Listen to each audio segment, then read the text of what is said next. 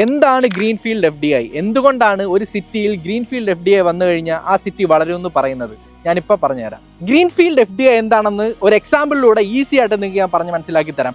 ഇപ്പോൾ US ഒരു multinational company അവരുടെ ബിസിനസ് ദുബായിലോട്ട് സ്റ്റാർട്ട് ചെയ്യാനാണെങ്കിൽ അവർക്ക് രണ്ട് രീതിയിൽ സ്റ്റാർട്ട് ചെയ്യാൻ പറ്റും. ഒന്ന് ഫോറിൻ ഡയറക്റ്റ് ഇൻവെസ്റ്റ്മെന്റിലൂടെ സ്റ്റാർട്ട് ചെയ്യാൻ പറ്റും, ഒന്ന് ഗ്രീൻഫീൽഡ് ഫോറിൻ ഡയറക്റ്റ് ഇൻവെസ്റ്റ്മെന്റിലൂടെ സ്റ്റാർട്ട് ചെയ്യാൻ പറ്റും. സോ ഫോറിൻ ഡയറക്റ്റ് ഇൻവെസ്റ്റ്മെന്റ് ആണെങ്കിൽ ഒന്നെങ്കിൽ ദുബായിൽ എക്സിസ്റ്റിംഗ് ആയിട്ടുള്ള ഒരു കമ്പനിയുമായിട്ട് ജസ്റ്റ് ഒരു കൊളാബറേഷൻ ചെയ്ത് ആ US കമ്പനിക്ക് ദുബായിൽ ഒരു ബിസിനസ് സ്റ്റാർട്ട് ചെയ്യാം. അതാണ് ഫോറിൻ ഡയറക്റ്റ് ഇൻവെസ്റ്റ്മെന്റ്. പക്ഷേ ഗ്രീൻഫീൽഡ് ഫോറിൻ ഡയറക്റ്റ് ഇൻവെസ്റ്റ്മെന്റ് എന്ന് വെച്ച് കഴിഞ്ഞാൽ ആ മൾട്ടിനാഷണൽ കമ്പനി ദുബായിൽ വന്ന് ഒരു ലാൻഡ് മേടിച്ച് അത് ഡെവലപ്പ് ചെയ്ത് ഫ്രം സ്ക്രാച്ചിൽ തുടങ്ങുന്നതാണ് ഗ്രീൻഫീൽഡ് ഫോറിൻ ഡയറക്റ്റ് ഇൻവെസ്റ്റ്മെന്റ്. അത് കണക്ക് 1117 കമ്പനീസ് ആണ് 2024 ദാണ്ട് ഈ ദുബായിൽ സ്റ്റാർട്ട് ചെയ്തത്. അതും കൺസിസ്റ്റന്റ് ആയിട്ട് 4ാമത്തെ വർഷമാണ് ഗ്രീൻഫീൽഡ് ഫോറിൻ ഡയറക്റ്റ് ഇൻവെസ്റ്റ്മെന്റിൽ ദുബായ് നമ്പർ 1 ആയിരിക്കുന്നത്.